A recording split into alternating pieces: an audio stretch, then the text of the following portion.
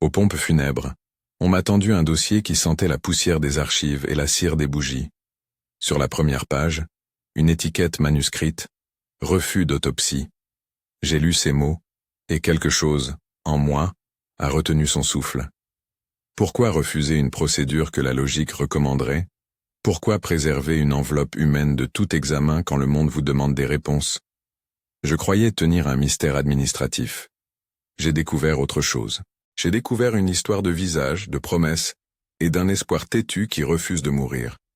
Je pourrais commencer par le bureau. Un homme en costume sombre, des murs tapissés de cadres qui ne racontent que silence, une horloge qui avance sans hâte. Mais ce qui m'a touché, au-delà du dossier, c'est la photographie qu'il avait glissée à l'intérieur, comme un repère secret. 2 visages identiques sur une vieille photo polaroid.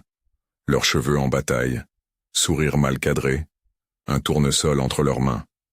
Le motif du tournesol revenait, encore et encore, comme un fil d'or, reliant le passé et le présent. Si cette histoire résonne en vous, abonnez-vous et restez jusqu'à la fin.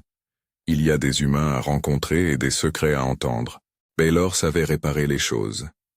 Il savait faire parler un moteur récalcitrant, retrouver le silence élégant d'une serrure qui retrouve sa clé, redonner forme à ce qui semblait cassé. Mécanicien de métier, il adorait les gestes précis. La paume qui sent l'huile, la clé anglaise qui tombe dans le creux de la main, le cliquetis régulier qui disait que tout allait reprendre un rythme. Sa maison à l'arrière de l'atelier était aussi composée d'objets réparés. Une chaise retrouvée dans une décharge transformée en fauteuil, une vieille radio retapée qui crachotait du jazz au petit matin, un vase contenant toujours au moins un tournesol, petit rituel qui venait d'Élise. Élise. Le nom devenait une lumière dans la maison, une présence qui continuait de meubler l'espace quand elle avait disparu. Baylor prononçait parfois son nom comme on cite une prière, sans attendre de réponse, juste pour que le son ne s'éteigne pas. Ils avaient construit leur monde autour de gestes simples. Elle, qui aimait les tournesols parce qu'ils regardent toujours le soleil, lui, qui aimait réparer. Ensemble, ils avaient créé une petite sanctuaire, dont la gardienne la plus opiniâtre était leur fille, Clara. Clara avait 9 ans. Elle savait compter les modèles de voitures comme d'autres comptent étoiles, imitait les mouvements de son père dans le garage avec une clé imaginaire, et avait la bouche pleine d'une sagesse qui n'appartient qu'aux enfants. Elle venait souvent poser sa tête sur l'épaule de Baylor pendant qu'il travaillait, et lui disait des choses simples qui le ramenaient à l'essentiel. « Papa, disait-elle, tu dois vivre encore. Maman aurait voulu que tu le fasses. » Elle le disait sans reproche.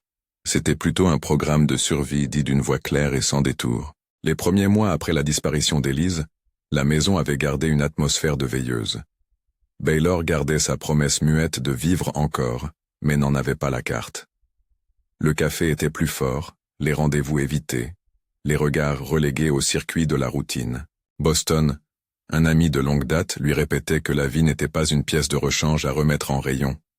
Sarah, collègue de la bibliothèque municipale et amie fidèle, lui proposait parfois un café, d'autres fois des regards complices. Ils essayaient, sans insister, de redessiner un horizon. C'est Sarah qui, un soir de printemps, proposa un arrangement. « Juste un dîner », dit-elle. « Pas pour remplacer qui que ce soit. Pour voir si tu peux encore rire sans te sentir coupable. » Boston organisa la rencontre comme on pose une petite bombe d'espoir, discrète, sans fanfare.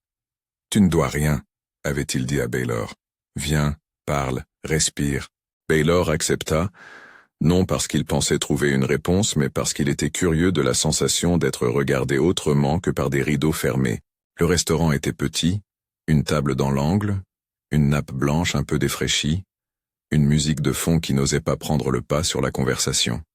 Baylor se souvenait des détails comme on retient une image pour se prouver qu'on existe.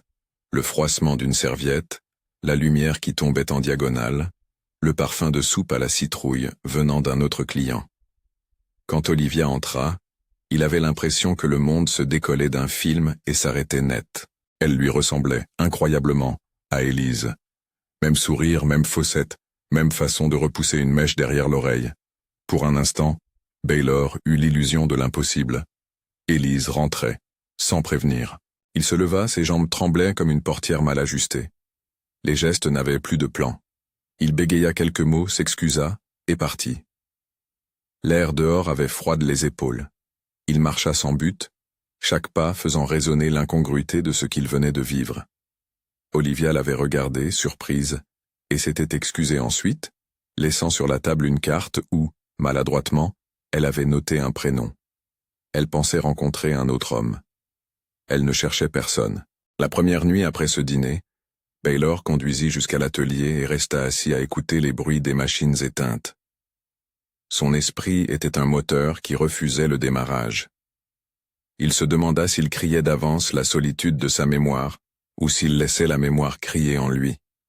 Il prit la vieille photo d'Élise et la tint contre sa poitrine, comme on serre un pansement.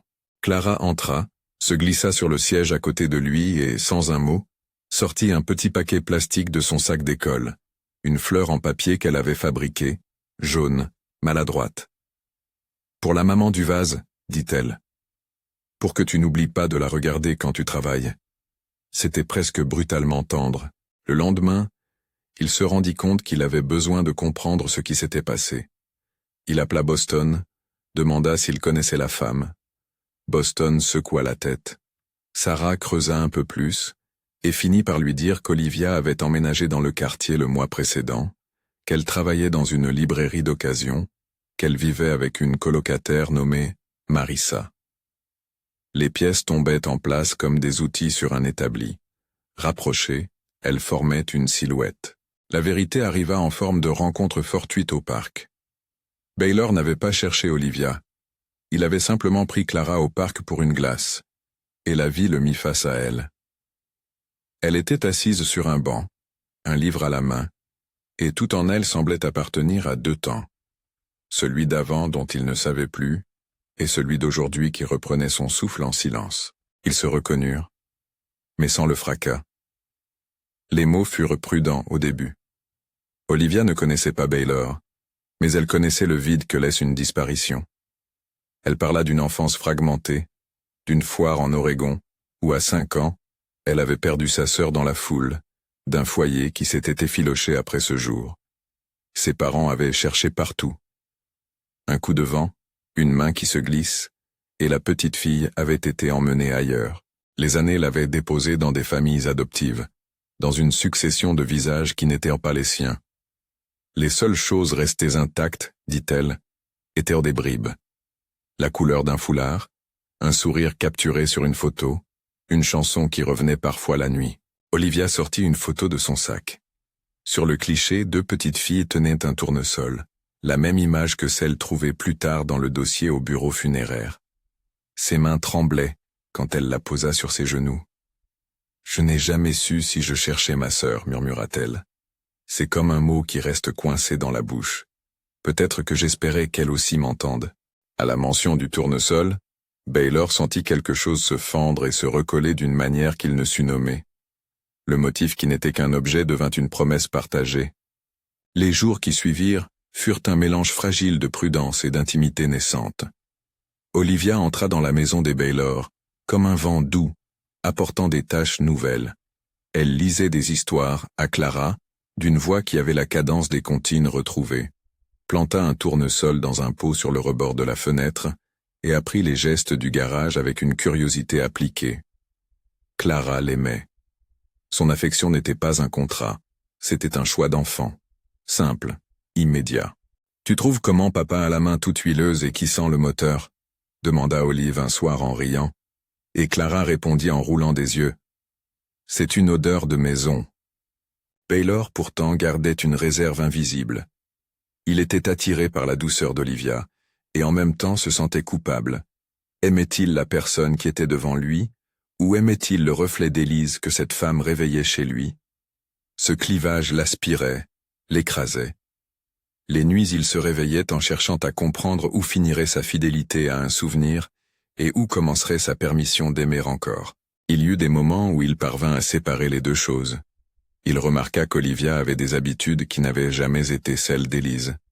Elle pliait ses vêtements d'une manière méticuleuse, fredonnait une chanson dont les paroles lui étaient étrangères, avait une façon de regarder le ciel comme si elle y cherchait des signes. Il apprit à l'entendre pour elle-même. à écouter d'autres notes que celles de la mémoire.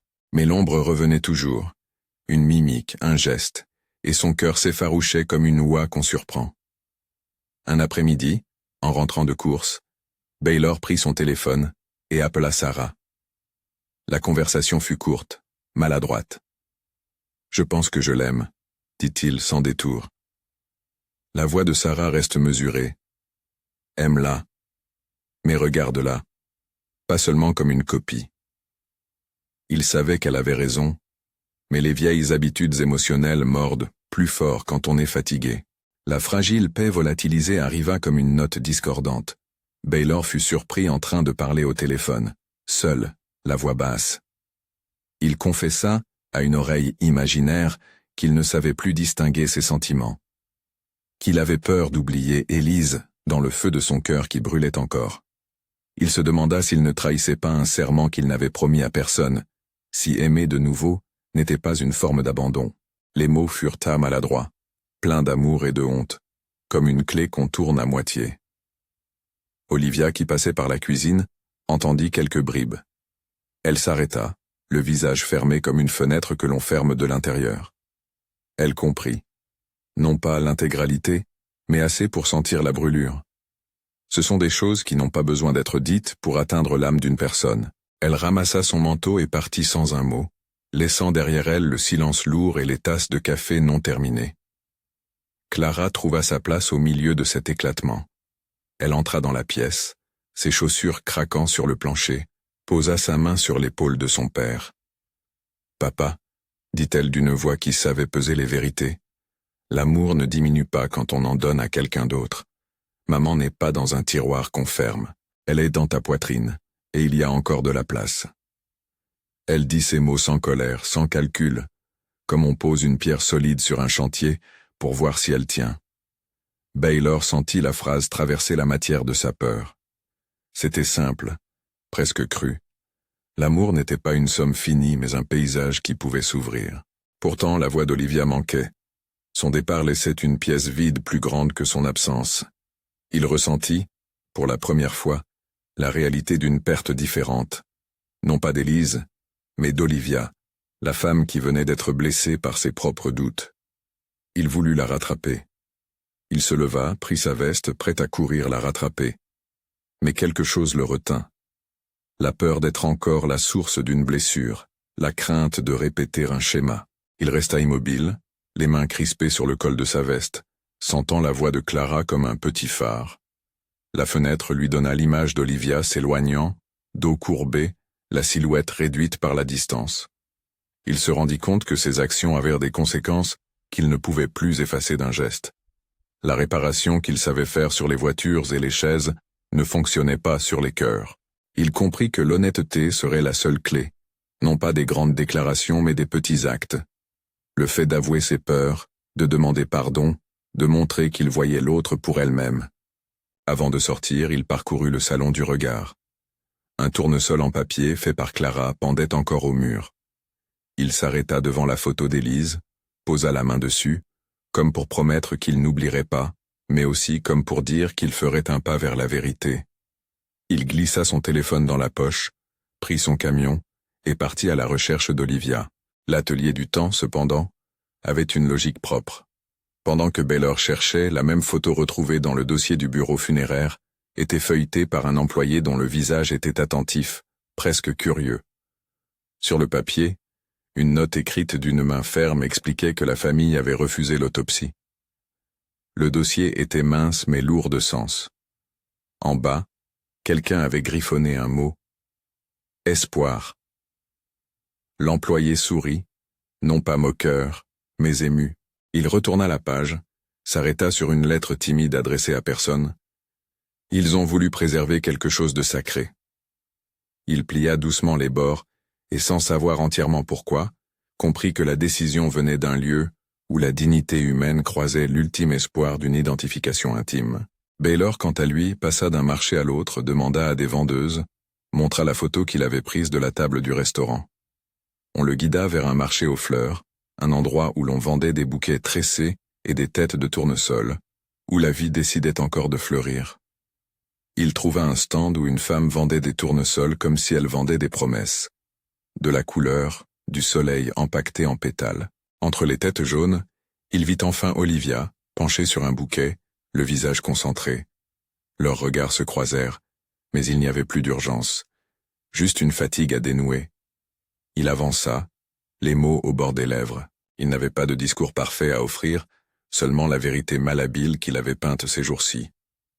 La confession de sa peur, l'admission qu'il l'avait vue d'abord comme un reflet, et la demande, si elle pouvait le supporter, qu'il apprenne à la regarder comme elle-même.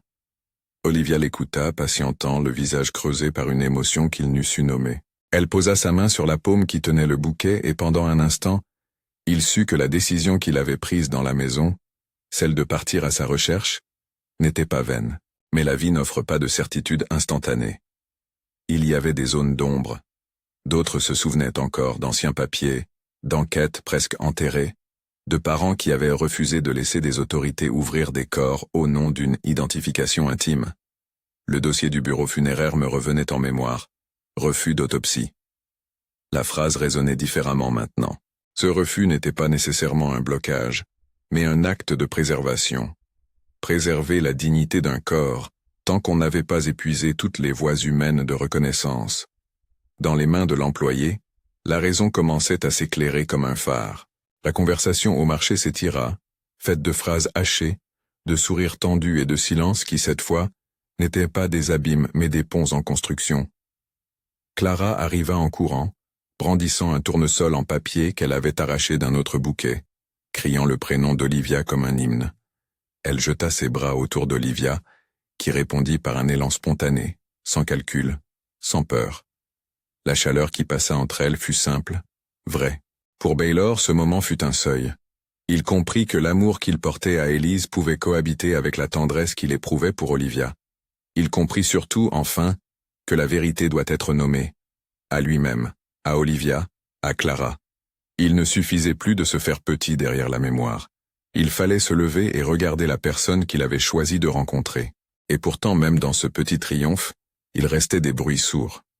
Le dossier aux pompes funèbres n'avait pas fini de respirer.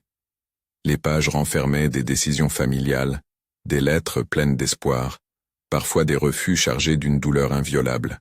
La main qui avait écrit « refus d'autopsie » l'avait fait en pensant à une autre chose que la loi ou la procédure.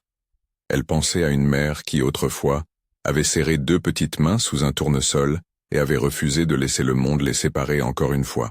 La fin de l'après-midi déroulait ses ombres longues sur le marché.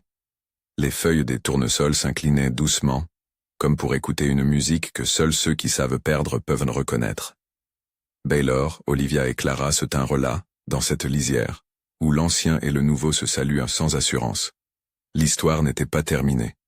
Dans la poche de sa veste, Baylor avait toujours la photo d'Élise. Dans sa tête, une promesse de vérité. À des kilomètres de là, dans une salle aux odeurs de cire et de papier, un employé des pompes funèbres refermait doucement un dossier, comprenant que parfois le refus d'une procédure est la dernière chose qu'une famille peut offrir à la mémoire d'un être aimé. La journée tirait à sa fin. Baylor réfléchissait à la manière d'expliquer tout cela à Olivia, à la manière d'être lâche et courageux à la fois. Il sentait que le fil de la réparation passait par la transparence. Il sentait aussi qu'il ne pourrait pas tout réparer d'un coup. Il regarda Clara qui portait déjà un petit bouquet de tournesol en papier, et sut qu'il n'était de plus seul dans ce chemin. Il prit une profonde inspiration et prononça le prénom d'Olivia comme une invitation. La suite attendrait l'aube d'un lendemain où d'autres vérités viendraient au jour. Il prononça enfin le prénom d'Olivia, comme on ouvre une porte qu'on a longtemps tenue fermée, doucement, avec l'espoir que la serrure ne craque pas. Elle leva les yeux. Autour d'eux, le marché laissait tomber son bruissement en rides de chaleur. Vendeuses qui négociaient, rires d'enfants, l'odeur des feuilles coupées et du miel. Clara, les mains pleines d'un bouquet jaune en papier froissé, attendait comme un petit oracle. « Je suis désolé, » dit Baylor sans plus d'artifice. « Je ne sais pas être honnête autrement que maladroitement, alors je vais l'être. J'ai eu peur. J'ai eu peur de t'aimer parce que j'avais l'impression que si je le faisais, j'effacerais Élise. Et ça m'a paru plus simple de fuir que d'admettre que j'avais peur. » Olivia resta un instant silencieuse, ses doigts jouant machinalement avec le ruban autour du bouquet. Il y avait dans ses yeux cette fatigue qui appartient non pas à la fin d'une journée, mais à un long voyage. « Je ne veux pas être un remède, Baylor, » répondit-elle. « Je ne veux pas être ce qui doit te rendre entier. Je veux être quelqu'un à qui tu choisis de donner des morceaux de ta vie. Si tu m'aimes, aime-moi pour ce que je suis, pas pour ce que je ressemble. » La demande était simple, terre à terre. Il imagina la même phrase murmurée, des années plus tôt, par une Élise qui n'aurait pas eu besoin d'expliquer qu'aimer n'oblige pas à tout oublier. Baylor sentit la serrure plier. Il posa sa main dans la sienne. Première requête de confiance qui n'était pas formulée par honte mais par volonté. Les jours suivants ne furent pas un conte sans frottement. Ils apprirent à se parler sans drame mais sans hypocrisie. Il raconta à Olivia ses nuits interrompues, sa peur d'oublier des détails d'Élise, la façon dont elle pliait ses mouchoirs, la petite cicatrice à la main gauche où elle s'était brûlée avec du miel quand Clara était bébé. Et Olaiva, en retour, lui fit le cadeau de ne pas se placer en juge. Elle accepta d'entendre, de laisser la mémoire exister à côté d'une nouvelle histoire. Olivia exposa ses propres peurs, celle de n'être qu'une copie, celle de se sentir toujours comparée aux ombres. Marissa, la colocataire devenue amie fidèle, fit ce qu'elle savait faire de mieux. Elle cuisine des choses simples et dit des vérités sans les noyer dans la pitié. « Tu n'es pas une photocopie, » lui dit-elle un soir en faisant cuire des pâtes. « Tu es une nouvelle page. Les gens aiment parfois la même chanson interprétée par deux voix différentes. » Sarah, qui connaissait leur histoire depuis l'ombre, devint la voix pragmatique, offrant petits conseils, mais surtout de la présence. Boston, quant à lui, apporta des outils lorsque l'appartement d'Olivia eut besoin d'une étagère. Il offrit aussi sa vieille sagesse. Si ça doit marcher, c'est pas parce que tu forces, c'est parce que tu choisis. La reconstruction prit la forme d'une succession de gestes minuscules, certains maladroits, d'autres miraculeusement ordinaires.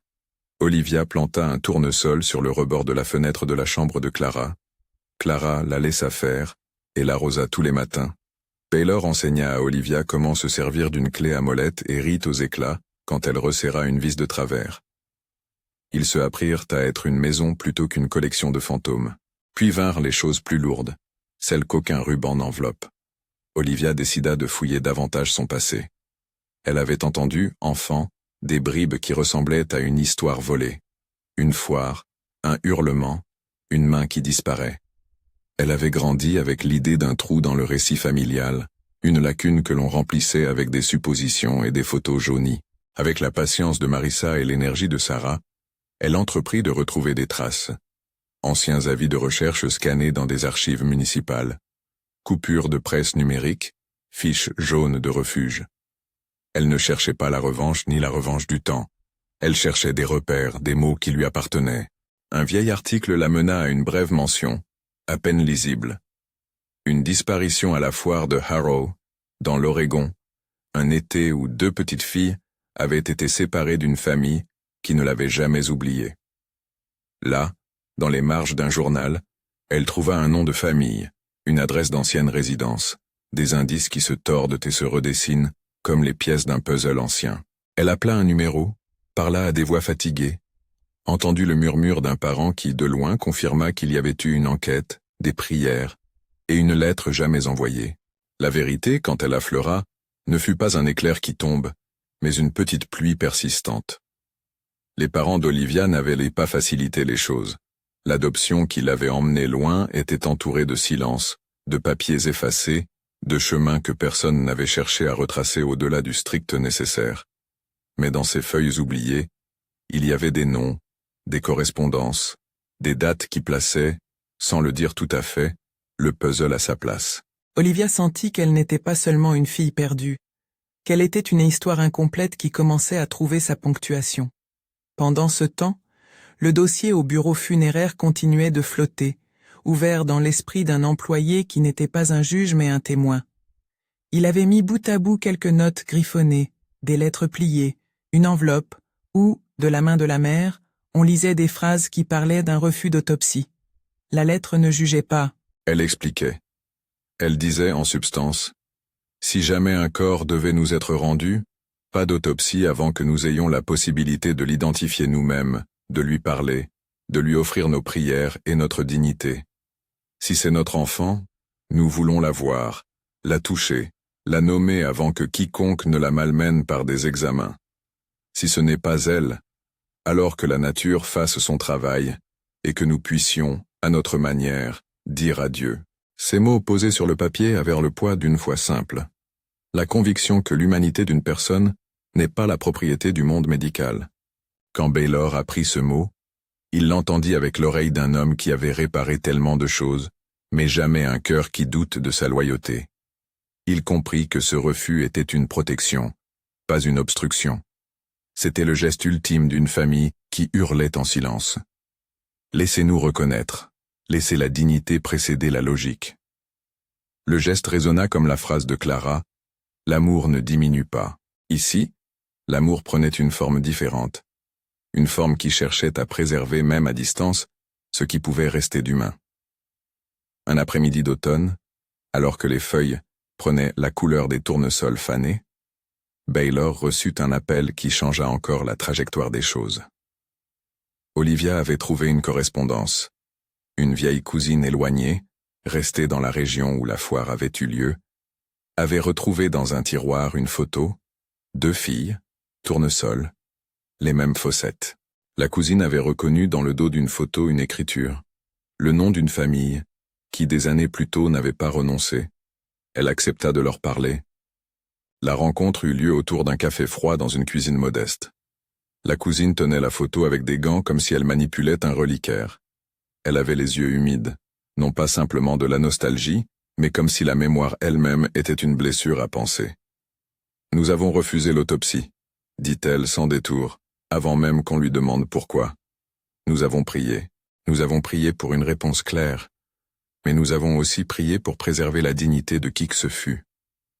Nous avions perdu une enfant, et nous ne pouvions plus supporter l'idée qu'un corps soit ouvert entre des mains étrangères, sans que nous ayons eu d'abord la chance de nous tenir devant lui. Sa voix était un filet, mais la détermination derrière les mots avait l'acier d'une vérité absolue. Elle déroula une petite histoire.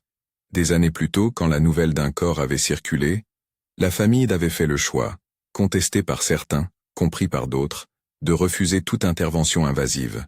Ils demandaient seulement à être laissés avec une opportunité pour identifier, pour chanter, pour toucher. Nous savions que les corps peuvent mentir et que les cœurs crient des vérités différentes. Nous voulions entendre la nôtre. C'était là la clé. La décision n'était pas un caprice mais une résistance à la déshumanisation. Ils craignaient que la procédure ne vole la possibilité de reconnaître, en paix, ce qui restait d'humain. Olivia sentit, en entendant ces mots, une étrange délivrance et une douleur ancienne se mêler.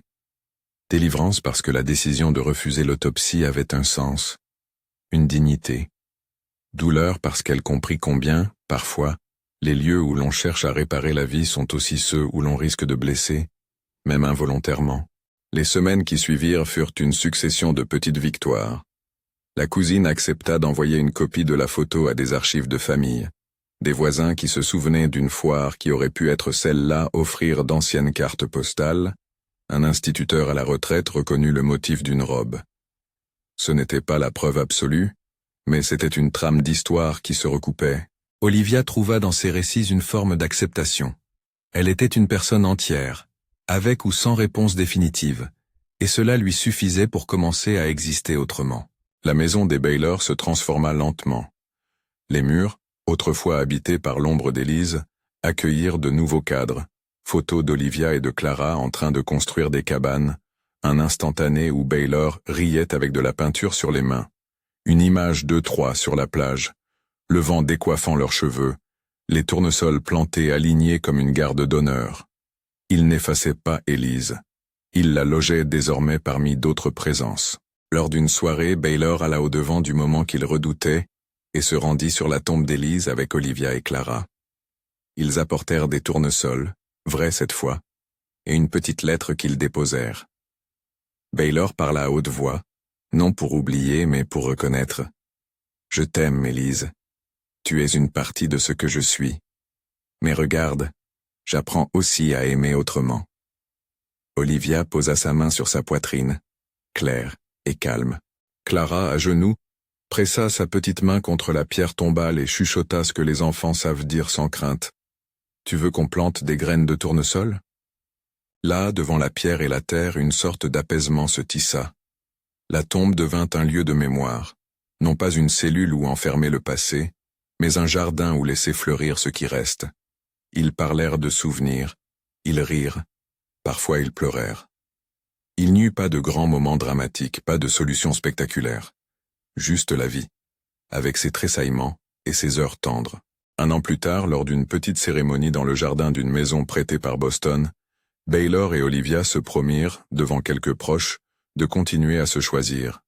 Ce n'était pas un mariage qui effaçait le passé, mais un engagement à construire un avenir qui l'embrasserait. Clara, en robe qui avait connu 2 générations de sourires, fit le petit discours d'enfant qui fit rire tout le monde et pleurer Baylor. « Papa, » dit-elle en regardant Olivia, « tu as fait la bonne chose finalement. Tu as trouvé quelqu'un qui aime notre maison. » La cérémonie fut simple. Des amis, des plats partagés, des tours de guitare imprévus et un gâteau un peu bancal. Ils ouvrirent la soirée avec des tournesols sur toutes les tables. La grossesse d'Olivia surgit comme un autre miracle discret. Ils l'annoncèrent en dessinant un petit mot sur le panneau du garage. Un nouveau moteur en route. Personne n'y vit un signe du destin, mais plutôt la continuation d'une vie qui se compose avec prudence et joie. L'idée d'ajouter un enfant à leur équipe ne fit pas disparaître Élise de l'histoire. Au contraire, elle renforça la conviction que la mémoire et l'avenir peuvent se tenir la main. Clara se préparait à être grande sœur avec un sérieux inattendu, établissait un mini-emploi du temps pour aider avec les couches et la lecture, et Roosevelt, le vieux chien de la maison, semblait approuver tout ce chamboulement d'un grognement satisfait. Pendant ce temps, au bureau funéraire, le dossier se refermait doucement. L'employé, celui qui avait feuilleté les pages et senti l'odeur du papier, prit un moment pour écrire une note, simple et claire. Le refus d'autopsie était un acte d'amour. Le dossier peut être clos, mais que personne n'oublie pourquoi ce refus a eu lieu. Il glissa la lettre dans le dossier, le referma et déposa le tout dans une armoire dont la porte resta entr'ouverte comme si, quelque part, la mémoire devait rester accessible. Il fallait garder la trace de ce geste, non pas pour en faire un cas d'école, mais pour que, lorsque d'autres se trouveraient dans la même douleur, ils puissent comprendre qu'il existe des réponses qui ne sont pas que gestion, mais aussi dignité. Le temps continua sa courbe. Le bébé naquit un matin d'hiver, petit et déterminé, avec la tête pleine de cheveux et des doigts qui tenaient déjà un doigt adulte, comme s'il savait où en était le monde. Clara fit les premiers pas pour montrer comment tenir un biberon, méthode de l'enseignante en chef. Olivia dormit par tranches. Baylor pleura silencieusement sur l'épaule d'un ami. Ils choisirent un prénom qui avait à la fois la solidité d'un outil et la chaleur d'une fleur. Ils décidèrent, ensemble, d'inscrire Élise dans la liste des prénoms aimés, non pas pour la remplacer, mais pour la porter dans la vie. Des années plus tard, quand le petit commença à poser ses questions sur « Pourquoi il y a 2 photos dans l'album où maman et une autre femme se ressemblent ?», on prit le temps. Ils répondirent avec la patience que la vérité mérite. Il y avait des histoires compliquées, des séparations qui ne doivent pas être oubliées, et des choix que la douleur rend parfois nécessaires. Ils parlèrent de dignité, d'espoir, de famille qui protègent leurs souvenirs, et de ce que cela signifie d'aimer plusieurs personnes avec une profondeur différente. Il y eut des moments où la nostalgie revint, parfois comme un parfum qu'on reconnaît au détour d'une rue. Baylor visitait parfois la tombe d'Élise, seul, pour parler au calme. Il y plaça souvent un tournesol, exactement comme il l'avait promis la première fois. Ces visites n'étaient même pas des renoncements. Elles étaient des rendez-vous avec un passé qui faisait partie de lui. Olivia y venait aussi, pas pour effacer, mais pour tenir la main de l'homme qu'elle avait choisi, et pour confirmer que la mémoire n'était pas un rival, mais une présence partagée. Le bureau des pompes funèbres garda le dossier comme on garde une petite lampe allumée. L'employé, devenu entre-temps directeur, fit un geste discret. Il plaça la lettre écrite par la cousine dans une enveloppe, la ferma, et la rangea dans une boîte où l'on conservait des histoires humaines, plus que des procédures. Il racontait parfois à voix basse aux nouveaux collègues que certaines décisions prises par des familles ne pouvaient pas être jugées seulement à l'aune de la logique. Parfois, Elles étaient l'expression d'une dernière tendresse. Un soir, quelques années après, le directeur reçut une carte postale, une image d'un jardin en fleurs, tournesol, petits rires imprimés à l'encre d'un dessin d'enfant. Au dos, quelques mots griffonnés, la signature simple. Merci. Nous avons choisi la vie ensemble. Le directeur sourit, sentit une légère chaleur comme le soleil derrière des nuages, et posa la carte sur son bureau. Il pensa à la famille qui avait refusé l'autopsie. Il pensa à la cousine et à la lettre qui expliquait. Il pensa surtout à toutes les décisions faites par amour qui, parfois, ne rentrent pas dans les cases. Il referma le dossier, cette fois définitivement, en y ajoutant la carte. La vie, pour la famille recomposée, continua avec ses saisons. Il y eut des anniversaires, des disputes sans gravité, des réconciliations longues autour de tartes partagées, des nuits où l'on racontait des histoires avant d'éteindre la lumière. Ils apprirent à dire le prénom d'Élise sans que la voix se brise. Ils apprirent aussi à prononcer celui d'Olivia avec la même certitude. Ils se tinrent, par ces gestes, l'un l'autre et l'absent, dans un équilibre fragile, mais sincère. Si ce jour-là vous vous souvenez d'une histoire qui vous a touché, partagez-la. Dites à quelqu'un que l'amour ne diminue pas quand on le donne à plus d'une personne. Il se replie, il s'étire. Il trouve des formes nouvelles. Et si vous avez quelque part un tournesol qui attend sa place, plantez-le. Qu'il soit signe que la mémoire et l'avenir peuvent cohabiter, que la dignité ne se marchande pas et que les choix faits par le cœur méritent d'être compris. Le dossier resta clos, mais la leçon qu'il laissait était simple et grande. Parfois, refuser une procédure n'est pas nier la réalité, c'est protéger un dernier espace de reconnaissance, offrir à la mémoire la chance d'une rencontre intime avant la logique froide des protocoles. Et parfois, quand la vie le permet, l'amour trouve le moyen de se multiplier sans jamais trahir ce qu'il a porté. Ils vécurent, non pas comme des héros d'un conte, mais comme des gens qui se lèvent, qui ratent, qui recommencent. Ils plantèrent des tournesols, limitèrent leur peur à des petites choses réparables, et laissèrent à l'histoire le soin de prendre place à la fois dans la terre et dans la chair. Le directeur du bureau funéraire, en fermant la porte de son bureau ce soir-là, jeta un dernier regard à la carte posée sur le dossier. Il sut qu'il avait été témoin d'un acte humain, un refus, une préservation, un espoir. Il éteignit la lumière en ayant la conviction qu'il avait bien fait de garder cette histoire à portée de main. Si cette histoire vous a touché, partagez-la avec quelqu'un qui a besoin d'entendre qu'il est permis d'aimer encore, de protéger la mémoire et d'ouvrir la porte au futur.